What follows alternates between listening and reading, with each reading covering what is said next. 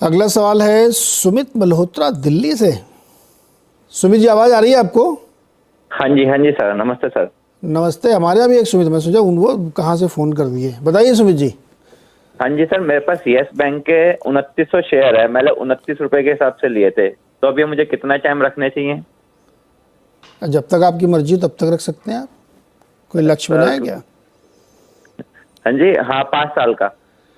5 साल? अभी आप कहते कब तक रखने चाहिए? 5 साल तक रखने चाहिए कि नहीं, पहला सवाल। और अगर 5 साल तक ये रखते हैं तो यस बैंक में कितना पैसा बन सकता है सुमित मल्होत्रा जी का?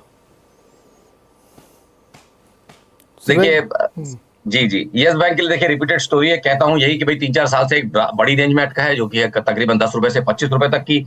और आप लास्ट तकरीबन साल भर का डेटा देखेंगे तो 15 से 25 या 24 के आसपास जो हाई रखा था, तो आई थिंक उस रेंज में अटका हुआ है। तो रेंज ट्रेडिंग के लिए बहुत बढ़िया स्टॉक है। अगर आप 15-16 में लेते हैं तो डेफिनेटली आपको 22-25 में एक बार बेचने को एक दो बार मौका मिलता है।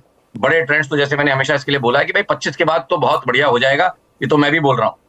तो 25 का ब्रेकआउट होने दें, तब उसके बाद एक इसके बारे में कुछ लंबा सोचेंगे। बट फिलहाल मुझे लगता है कि 15 से 25 की रेंज है, और फिलहाल रेंज के अपर एंड से एक इन्वर्जन मारा है, तो नीचे की तरफ थोड़ा फिसल सकता है। बट काफी लंबा कंसोलिडेशन यहाँ पे भी है, और जिस तरह से बाजार अब काफी लंबे कंसोलिडेशन का बना के चल रहा है, तो फ्यूचर इसका भी डेफिनेटली पॉजिटिव ही होगा, क्योंकि इस रेंज में जितना एक्यूमुलेट हुआ है और जिस दिन ब्रेकआउट करेगा काफी अच्छे रिटर्न मिलेंगे। तो अब चॉइस इनकी है कि टाइम इसके साथ अभी से लेके टाइम बिताना चाहते हैं, या 25 के ब्रेकआउट में लेके फटाफट पैसा बनाना चाहते हैं। तो इधर केस आई थिंक फिलहाल तो ट्रेड में अगर चाहें तो बने रहें। 5 साल में पैसा बनेगा कि नहीं बनेगा? नहीं तो फिर मैं इनसे कहूँ कि 25 में बेच के निकलें, क्या फ़ायदा इसको रखने का? बहुत समय हो गया, देखिए सारा संसार चल रहा है, यही बेचारे नहीं चल पा रहे हैं। नहीं तो देखिए, कैचअप होता है ना तो फिर बहुत फास्ट भी होता है नीरज जी। तो अब धीमे धीमे जिस तरह से बाजार का समीकरण बनते जा रहा है, अगर इसमें कैचअप हुआ तो बन सकता है।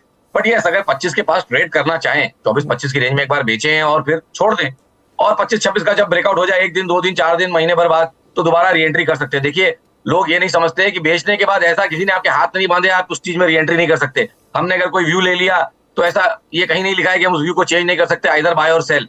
Same applies for the stock, कि भाई जब आपका व्यू चेंज हो रहा है तो आप दोबारा ले लीजिए, कोई दिक्कत नहीं है। कहीं ऐसा कोई किसी ने आपसे करार तो नहीं साइन करा है कि आपने अगर एक बार यस बैंक बेच दिया तो दोबारा आप ले नहीं सकते।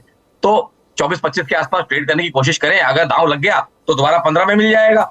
तो 1 पॉइंट नहीं तो अभी सरवेन जी, चूंकि इन्होंने 29 पे लिया है, तो अब ट्रेड करने के लिए उनको नई क्वांटिटी लेनी पड़ेगी, वरना तो लॉस है इनका। हाँ जी, तो इनको नीचे में 12-15 वाली रेंज में, 15 की रेंज में थोड़ा इनको अगर चाहे तो ये ले, उसमें 10 रुपए के नीचे एक स्टॉप लॉस लगाएं, अगर उस तरह की इनको स्ट्रेटजी करनी है इनके केस के बेसिस पे। बट इनके भाव के हिसाब से मैंने बोला था कि ट्रेड में बने रहे। जिस दिन इसका ब्रेकआउट होगा इनके पैसे बनेंगे, शायद 6-12 महीने के अंदर हो जाए, ऐसा मेरा मानना है। ये लाखों लोगों का सवाल है। सुमित जी आज उस सवाल का प्रतिनिधित्व कर रहे थे, इसलिए हमने कहा 2-3 सवाल पूछ लिए जाए, क्योंकि यस बैंक में बहुत दिलचस्पी है लोगों की। तो भाई उम्मीद करते हैं कि सब लोगों को उसका जवाब मिला होगा, जिसके पास भी ये शेयर है।